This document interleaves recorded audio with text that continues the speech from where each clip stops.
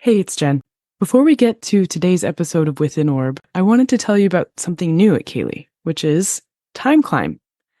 Think of it like a exercise gym for your astrology brain, in a way. If you love the conversations that you hear on Within Orb every week, you can have them with me live in this lab, which happens every other Saturday, starting on October 19th. And if you're a paying member of CAELi, you get in. And if you're not, sign up now because Time Climb is beginning. And really, the best way to become better at astrology is to have these free-flowing, advanced conversations where you don't really know where it's going to go, but you know it's going to go somewhere good.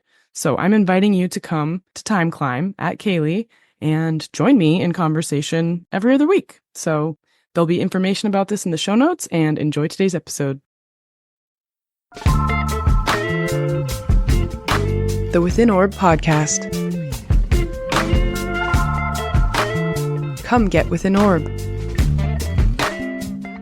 Hello, my name is Jenn Zahrt, and welcome to Within Orb, a production of the Celestial Arts Education Library, a podcast bringing people together around the love of astrology, books. Join me as I interview people about the astrology books that changed their life and practice. You can support the podcast at withinorb.com.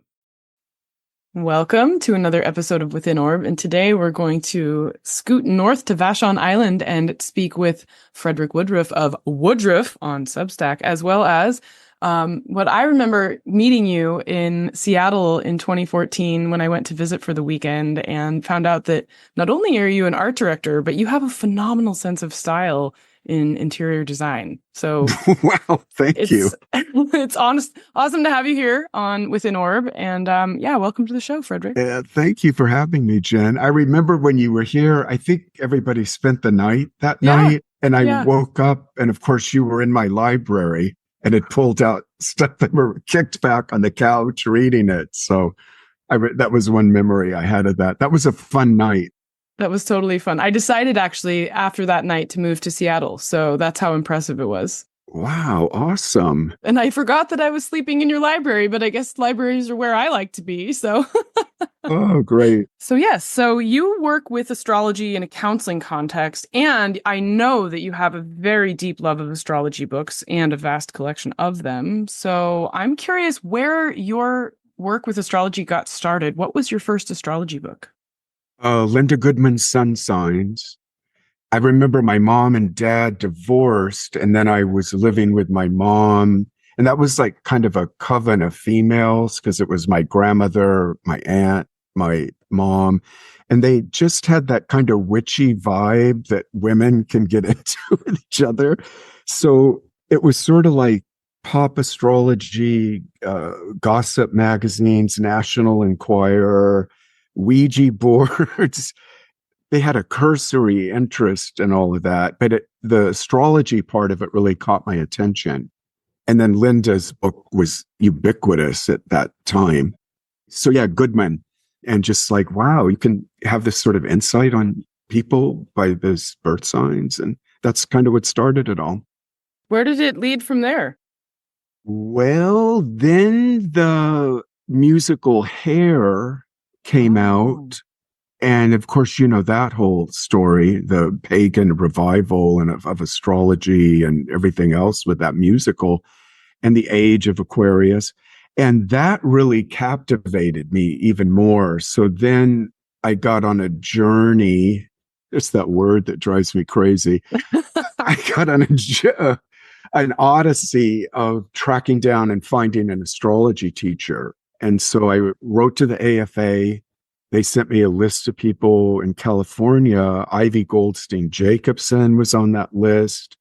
I just wrote her on my little typewriter. She got right back to me and she goes, I'd love to work with you. I like the idea you're 13 or whatever. And that started that great relationship with her. Oh my goodness. It's pretty amazing. That is amazing. Wow.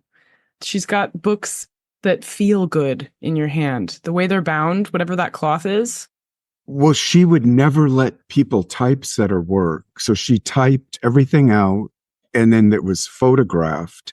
And then I guess you'd call it kind of Xeroxing, but it was better quality paper. But yeah, all of her books, none of them are like officially printed. Wow. It's all from her typing that's photographed. That's incredible.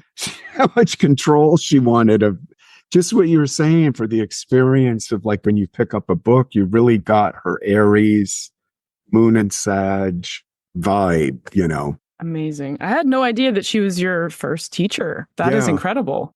Yeah, she was very, very cool. And she was very blunt. Like when she first saw my chart, she just said like something I'd never say to a client. Like, you know, you'll probably be teaching and writing on astrology. And at the time I was like, wow, that would be great. But I had no idea how that would happen, you know. I don't think any of us ever really do, honestly. There's no like path, really.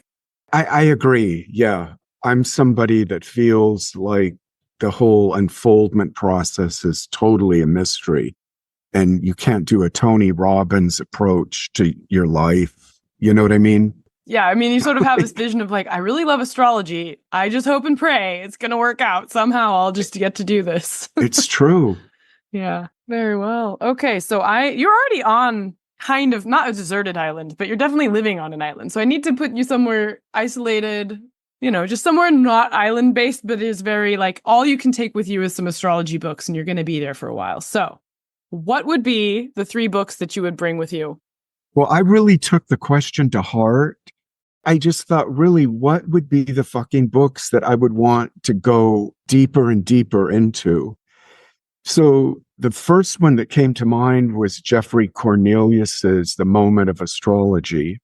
You're familiar with it? Oh, I love that book. I always say there's a before and after when you read that book. It is so true.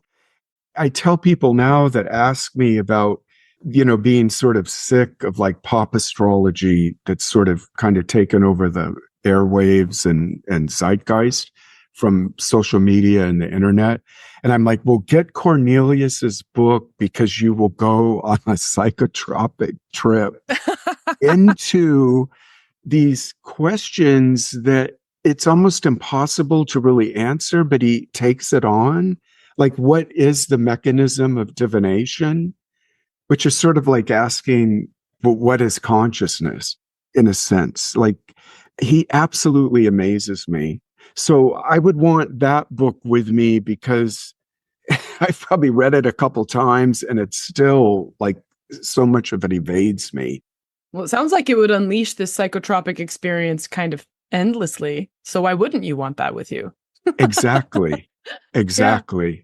But what I love about it is, as you remember, probably he brings it so much back to horary astrology and how that becomes the real touchstone for the moment of astrology.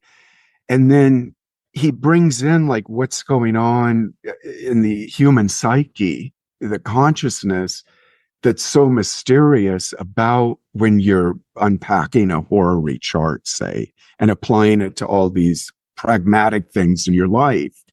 So I just find that fascinating. To me, it's like the finest way to work with the traditional school of astrology, the horary techniques and all of that, which I separate from working with people like in natal astrology because I don't try to bring those rules over into working with folks. I find them limiting, the Hellenistic traditional school. But horary, you can't beat it. Yeah. No, it is very spooky and spooky fun. I want to circle back to something you hinted at. So when people are sick of the pop astrology phenomenon, you turn them on to Jeffrey to maybe make them fall in love with it again? Or what would be the aim to get somebody who's ill with the pop soda?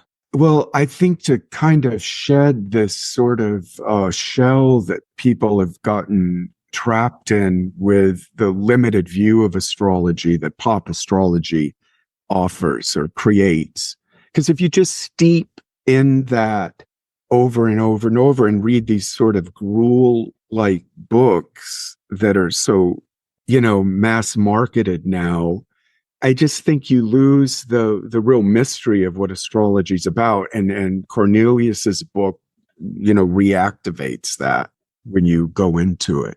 But you really have to like have time in your life to, it's not like you can just read it on the bus, like going somewhere. You've got to have time. You go into it almost like a spiritual practice or something. Yeah. But I feel like if you could maybe fall back in love with wrong astrology and also with horary in a way, he's like, let's relieve astrology of the burden of this almost hyper measurement, hyper exact, hyper focus on the moment of birth. It's not the moment of birth, it's the moment of astrology. There's something else there that allows wrong things to actually be temporarily right. Yes. But do you remember the chapter in there on Diana's chart? No, tell us about it.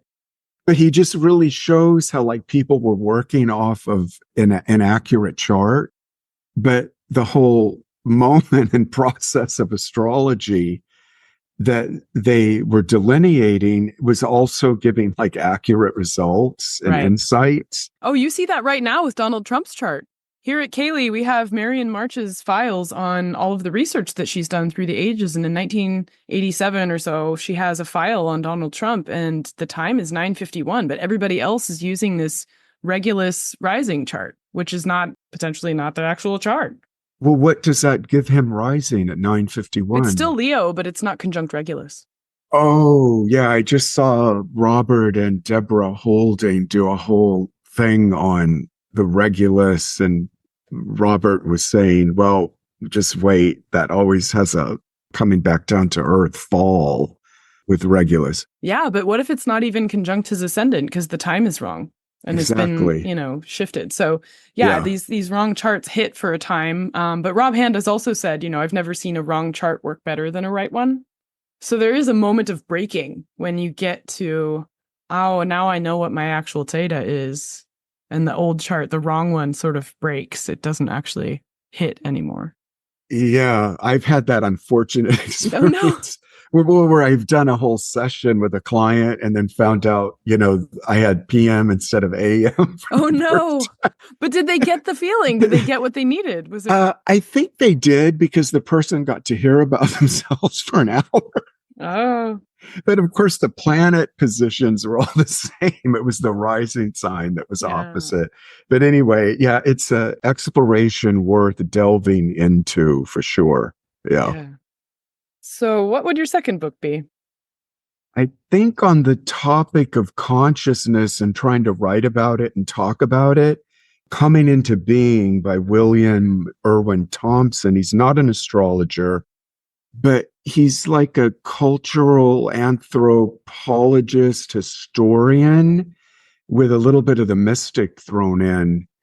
And what I really loved about reading this book is because he looks at the origin of consciousness, like when people first developed language, which is actually, from linguistic studies, nobody really knows how we went from grunting and hooting to words and communicating.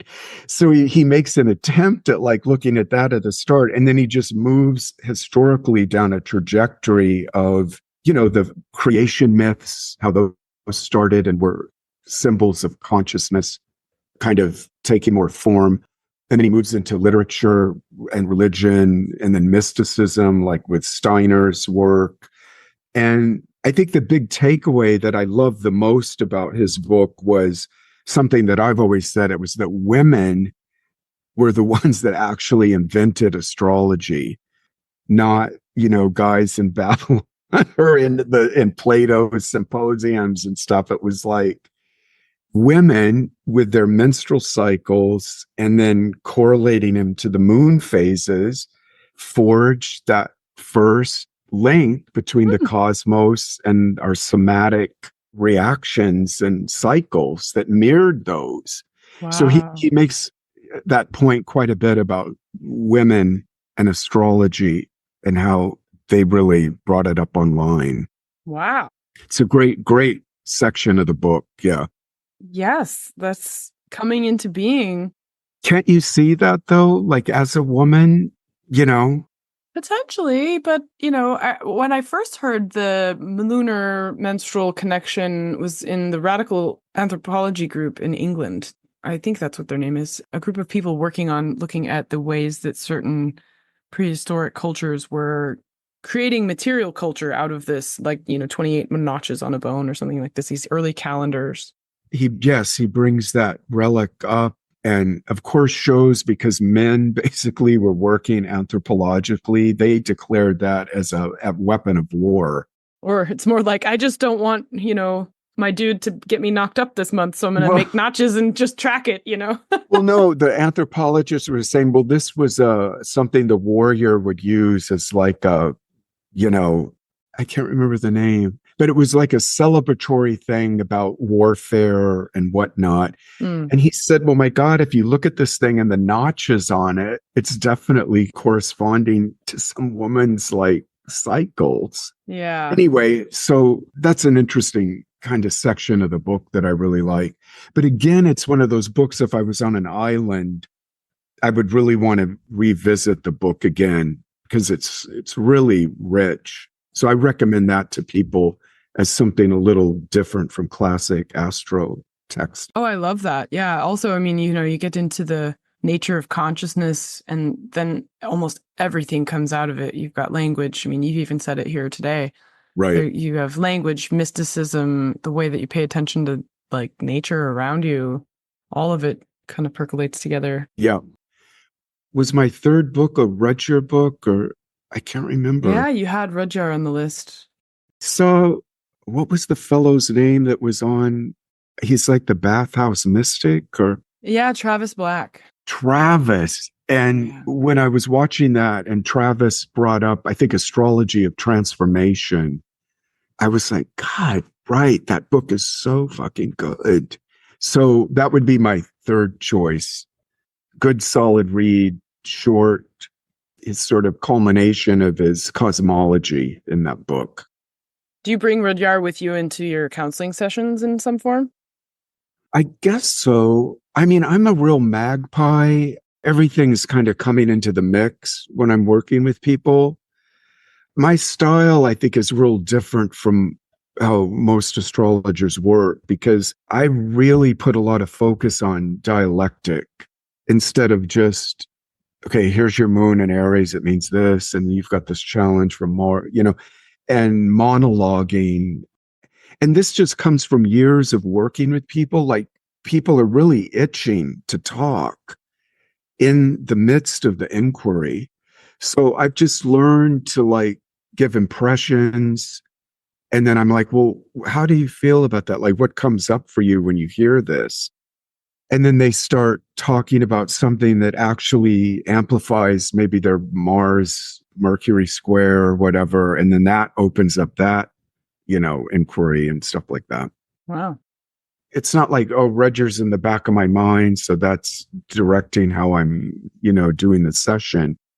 I think it's probably like for you, like, you've read this, studied that, been to this class, and then all of that sort of interweaves into the moment that you're working with the person then.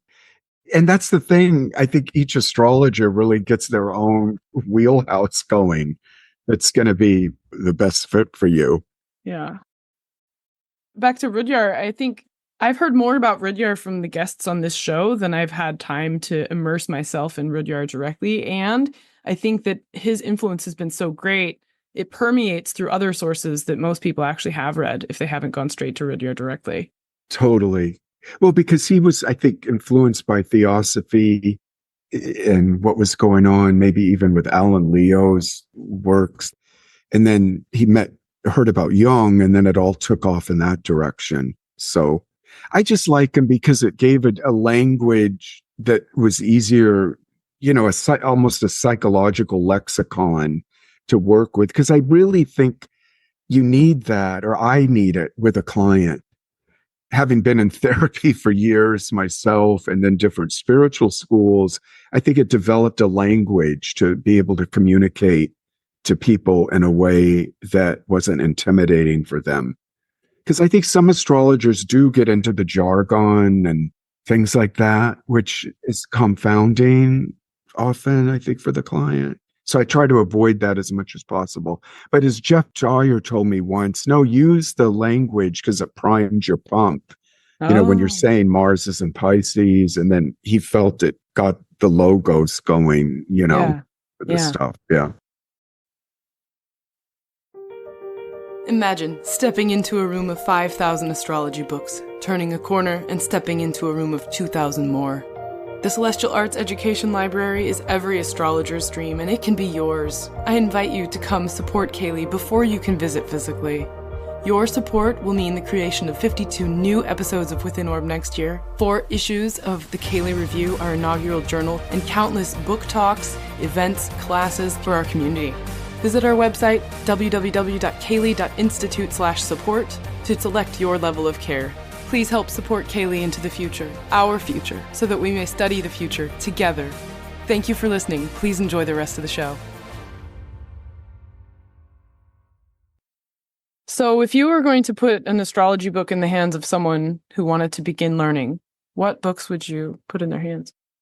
Well, it's going to sound corny, but when I am teaching and working with students, the first book I recommend is Liz Greene's Astrology for Lovers. Really? Mm-hmm. That is a very unique pick. I would not have thought of putting someone there. Why would you pick that?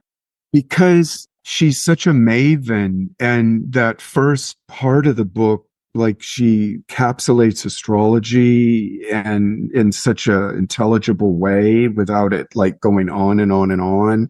I just feel it gives the student a real vibe hit on what it's about. And then of course her exploration of the signs is unmatched, really. I mean, because she's so psychologically oriented, so she's got that language to describe, and it's just kind of uncanny. I think she's quite a gift to the astrology matrix or whatever. I love that approach. Oh my gosh, because, when you are encountering astrology and you're going to go deeper into it than just being entertained, you do fall in love with it. There is a desire body that is awakened. So to just start with astrology for lovers is like, just go straight in. Just like, you're going to love this. Here we go, Well, I always tell people, just like on what you're saying, if you open to astrology, it actually it takes you in to whatever its logos is. Like, you're pulled into it. And if you're not a fit for it, it'll spit you out. I mean, it's kind of... You're reminding me of something I say, which, when people are talking about the pop astrology that is so denigrated in the culture at large right now, and you think to yourself, well, that's not real astrology. I'm hearing always this thing that Nick Campion told me of but it exists, right? And so the function of it is to keep people out, actually. It's to say, oh, you think this is just superstition? You're not called to the vocation. Stay over there, honey. Is that what Nick said? Well, I was being upset about this pop astrology stuff, and I'm like, they're ruining the reputation. Everything's bad. And he's like, no, I'm like, it's not real astrology. And he's like, well, wait a minute. It exists, right? And I'm like, yeah. And he goes, then it's real, right? And I'm like, well, yeah, I mean, it's really there. It is a thing that exists. Yes, on that level, it's real. And then, he was just pushing back in he's always pushing people in the opposite, sort of trying to maintain a permanent state of exciting skepticism in all positions. That's what I love that guy so much. I know. And so I was like, okay, so then I have to go back to the little anthropological approach of well, what's the function then of pop astrology? And so my imagination of that is that that is astrology's response to mass culture, because mass culture is also, if you read Naomi Klein's No Logo, it'll evacuate everything. So astrology goes, okay, I am powerful and I want to be safe from capitalism, so I'm going to give you trash, and then you can consume that if that's your vibe. And in the back end of things, people will come to the temple when they're called. But if you're not called, you'll go on eating the trash or just throwing it out and thinking that's not worth it. And it's like, okay, good for you. Right. Hiding in plain sight, Yeah, that's true. The flip side of that, though, like I mentioned earlier, is growing up when I did, and when all of that, I don't know if I'd call it trash astrology, because there were guardians at the gate back then, like for American astrology, Dell's horoscope, the things you could get at the supermarket. But the kitsch part of it, it does precipitate often a person then going deeper, than just the sun signs. And then they decide they want to go to a school or blah, blah, blah. So I see that point of it, but I love that idea of it sort of keeping, the riffraff out or something. Yeah. Like, Well, I mean, yeah, or maybe not riffraff, but just people who aren't, like you were saying, if just like if astrology doesn't want you, it spits you out. And that's kind of one way that it pre-screens the applicant in a way, Mm-hmm. Right. Yeah. But I think that threshold crossing happens with love. So I love that your first beginner book would be just going straight to that concept of like, if you're in your teens and you're getting into astrology, which is, like even you said you were quite young when you got into it, those are lifers, and you have this libidinal thing happening and you fall in love with astrology itself, not even a human, right? You're like into it. And you're also probably like having raging hormones about people too. So the astrology will unpack that for you and show you like, oh, this is why so-and-so did that to you in that relationship. And that's why this feels this way with that other person. And you're just like, this works. Oh my God. And then it's like, show me everything. I want to know everything about this subject because you've had that like confirmation of what you're already going through from your hormonal, like physical experiences in the world, I love that you brought in a whole other subtext to the Liz Greene book. That's awesome. That's great. Yeah. Well, I've never thought of that being a beginner book, but I think I've just changed my mind now and I'm going to have to go there. Like, you want to learn astrology? Let's talk about love. Like, it's so good. Yeah. So anyway, you're coming out with a new book and I usually like to keep topics here evergreen, but I love this book. The Jeffrey Dahmer book? Yes. I want you to share a little bit about this process because it's not an astrology book. And I think that's amazing for people to hear. Like, you are a professional astrologer, but you are writing a not astrology book. And it's provocative. It's got a serial killer in it. I mean, well, it's a romance story. So that it just with Jeffrey Dahmer is a weird confluence. Well, it started with looking at his chart and then becoming fascinated by that. And then as I researched more about Dahmer, and I actually like interviewed, people that had worked with the detective that had interviewed Dahmer after he was arrested. And I was like, well, nobody really knows what in the hell, how do you explain this person? And of course I had the chart. So as an astrologer, I felt like I had insights there. But as a writer, I just decided, well, okay, what would it be like to fall in love with one of the most despicable persons on earth? Because one of the things the woman I interviewed told me that when surveys are done, people list Dahmer, Stalin, and Hitler as like the three worst people that ever existed on the planet. He makes the top three. That's so amazing. I just thought, wow, what catapulted himself into that company. Well, like, I don't know. It's just pop culture because he dominated in such a strong way. And then, of course, the Ryan Murphy thing came out on Netflix and that set off a frenzy. But I just thought, what would it be like to be in love, have sex with, romanticizing with this fellow, and let my imagination kind of, by writing it out, try to see if I could get to understand what compelled him the way it did. So I'll tell you, I went into a crazy ass space doing that book because I started drinking more and I started smoking cigarettes, stuff like Dahmer did in his life. Because he was inebriated so much, it kind of gave him a gateway into doing the despicable things he did. But I don't know. So that whole year, I was in that other realm on the tree of life. I think it's the Venetian ruled one. I forget what it's called, Netzach or whatever. And then, did the book. And now I'm getting it out there. Do you feel like the publication of the book is going to be like breaking up with him in a way? Because it's like off, like it's out. You're not in that writerly. Oh my God. Well, that happened a while back. Once the book was really done, I felt like he was been living rent free in my head for a year. So then I did really feel like release from that merge with him. Yeah. Yeah. So really odd segue, but is that a feeling that happens with finishing any book or any big writing project, or is it specific to maybe writing a romance novel? So you are kind of possessed or whatever gets under your skin. And then because I'm telling you, this writing is fucking hard. Yeah. I mean, for me, it is. It doesn't just flow out like I'm Gore Vidal or something. John Waters said life is nothing without obsession. And I really feel that when I'm writing, I have to have something kind of obsessing me. I don't know, Moon and Scorpio might be part of the equation for me. Yeah, no, I think similar to you, I become something of what I'm writing in a way. And so whatever that is has this mimetic faculty. So I haven't shared this actually before with anyone besides very, very close people, but I've been writing about something related to Saturn and I'm stopped. It's just this full on Saturn's like, oh yeah, you want to write about me? Here's no ideas. I'm just going to completely freeze your life for months. And you're like, I just got to finish this Saturn thing. And it's like, wait a minute, detour, delay, stop, and it's just not, but it is totally Saturnian in 100% every way.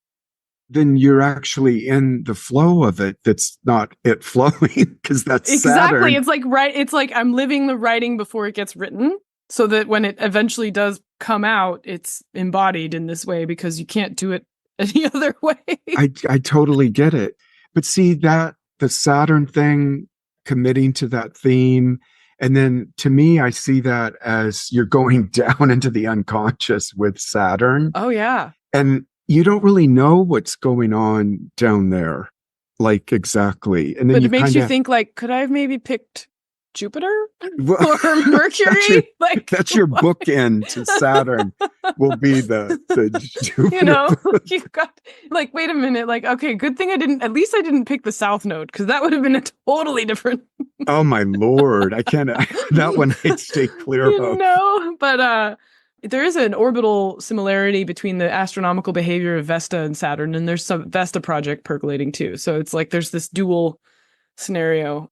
And Vesta's awesome, so that's fun. But the Saturn one is totally like, it rolls teeth, pulling my teeth. It's like, come on, just get out. It's not going anywhere. But here's a Saturn question for you. I mean, did you set like a deadline? Oh, the deadline's been breached so many times. It's been the goalpost on this has shifted so many times. This is the oppositional, defiant way to doing the. It's so Saturn late. book. I could have had a baby. Okay, like the due date has passed so long that if I had gotten pregnant on the first due date, I would have a baby, and it's still not finished. See, here's the thing, because I've written a couple books before the Dahmer book, and if you've done it before, then you have enough trust instilled in yourself that even though you're missing deadlines and blah, blah, blah, because I went through that with the Dahmer book. I had it set for Halloween to be done and blah, blah. And then it went past and I was kind of disappointed in myself. But then again, stuff was rummaging around in the unconscious that became important for me when I resumed again. Yeah. But I knew I had trust in myself as a writer that I wasn't going to languish for 12 years on it or something. Yeah. Anyway, so yeah, but I'm excited about your book and I would love to have you back at CAELi to talk about it. And, it'd be cool. I'd dig it. I don't know. I mean, it'd be an interesting thing. I'm thinking of the promo for it and people look at like, what the? Yeah. Well, and I would say, think about screenplay, I mean, it's got the book qualities too, but like screenplay could be very powerful. Is the world ready for more Dahmer, do you think? Then you'd have to look at his chart and see what his zodiacal releasing from spirit says. That's true. Ivy taught me that about, she taught me with, I think it was Marilyn Monroe's chart and showed, she was dead, but how the chart just kept going on and on. Yeah. It's one of my favorite topics is posthumous astrology and helping museum curators mount exhibitions of artists who will have mass public appeal. And so to do something like that, if before scheduling a show, you would like do like a electional or like. No, it's not an election. It's if you're talking about, okay, well, how many people do you have in your collection? Do you have birth data for them? Let's look at their charts to see when they're going to have some kind of markers for prominence coming out in the next couple of years. And then you can decide to plan your exhibitions based off of that. So it works with Van Gogh like clockwork. You look at his posthumous chart, it sings. When he sells huge paintings for millions of dollars, when they rebuild museums after him, when they refinish paintings that he's done, like his chart is like a neon sign. Wow. It's like a neon what's neon. This is another, Anyway. This is for Geoffrey Cornelius to go into could be a new book by him. Yes. Awesome. Well. Okay. We done? I think we are. Hope to see you back. Where can people find you again? Because I love reading your Substack. I love it. And you have apparently more than one. I didn't know about the book one having its own secret Substack, but just tell us where people can find you. Well, it's frederickwoodruff.com, and that'll go to my Substack. And then the DahmerDiaries.com goes to the Substack about the Dahmer book. Amazing. And then we're doing a podcast, Rage of Aquarius. I've been doing that with Rachel and her partner, Andre. I am taking a couple months off from that to get the Dahmer book out because it's time to get that moving. But thanks so much for having me, Jen. I really loved reconnecting and seeing your beautiful face and stuff and those fabulous books all behind you. It just gives such a great transmission. So glad you're there. Thank you. Thank you for doing what you're doing. And you're welcome anytime. I'd love to have you here. Well, I'll do it. I'll be back. Yes. Thank you for listening to Within Orb. To learn more about the Celestial Arts Education Library, or to become a member, visit our website at CAELi.institute. That's www.caeli.institute. If you enjoyed this episode, please help spread the word. Follow or subscribe to Within Orb in your podcatcher of choice. Rate it 5 stars or write us a happy review. This helps others find the show. We also want to give a big thanks to the indie band The E-Block for contributing their song Wake Up for our intro and outro music. You can find them at their website, eblockband.com. This is Jenn Zahrt, signing off for now. See you next time.